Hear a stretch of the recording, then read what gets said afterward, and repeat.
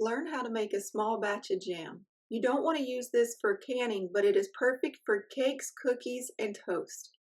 Today I'll show you how using strawberries, but you can use any berries that you like, including blueberries, raspberries, or even triple berries.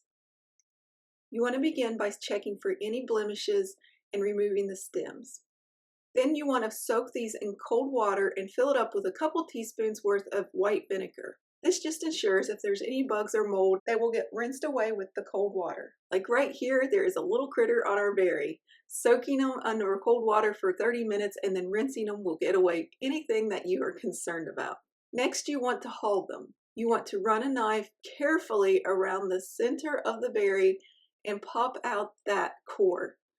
That part is really bitter and you don't want it in your berries. This is only applicable to strawberries. You don't have to do this to raspberries or blueberries. You just run a knife about 1/4 inch down and then you just take out this little piece and it should pop right out.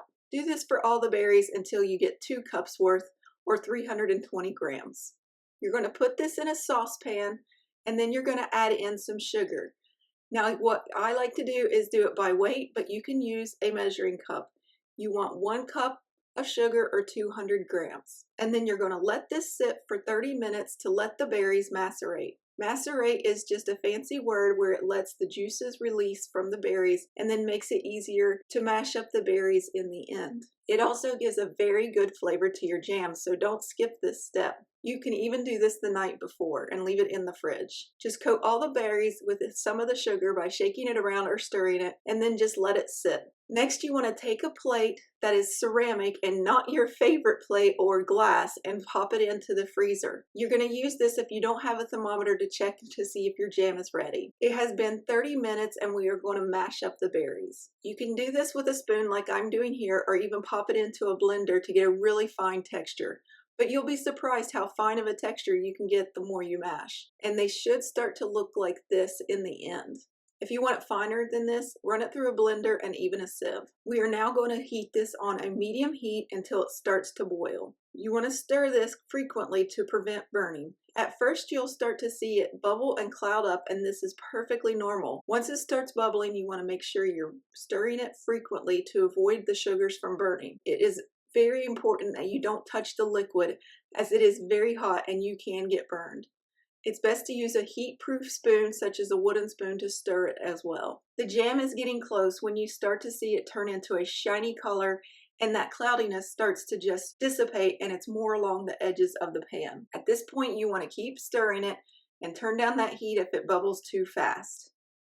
You want it to be a nice gentle rolling bubble like this. It will start to thicken up quite a bit and your house will start to smell amazing. Right now, I just really am enjoying the smell of strawberries, and I know you will too. Your jam is ready at 220 degrees Fahrenheit or 104 degrees Celsius.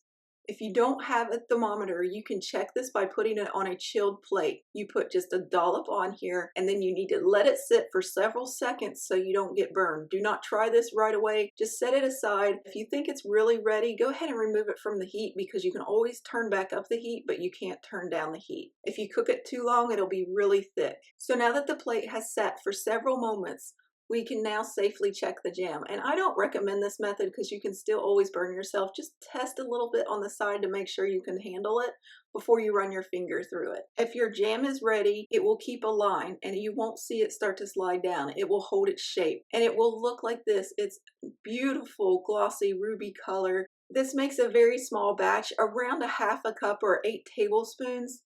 You get about 1/4 cup of jam for every cup of berries. You can double this recipe safely in a 3-quart pan. This is not safe for canning. You want to store it in the refrigerator up to a week, and you want to use this for cakes, cookies, toast. You don't want to put this long-term storage because it just isn't safe. If you want to learn more about canning, there's some fabulous recipes out there. This recipe is a small batch of jam intended to be consumed within a few days. Let the jam cool completely before you touch it or you could get burned. You did heat it up to pretty high temperatures. I hope you enjoyed this recipe. Here are your ingredients if you want to follow along. Thank you for visiting us at jacksonsjob.com, and as always, happy baking.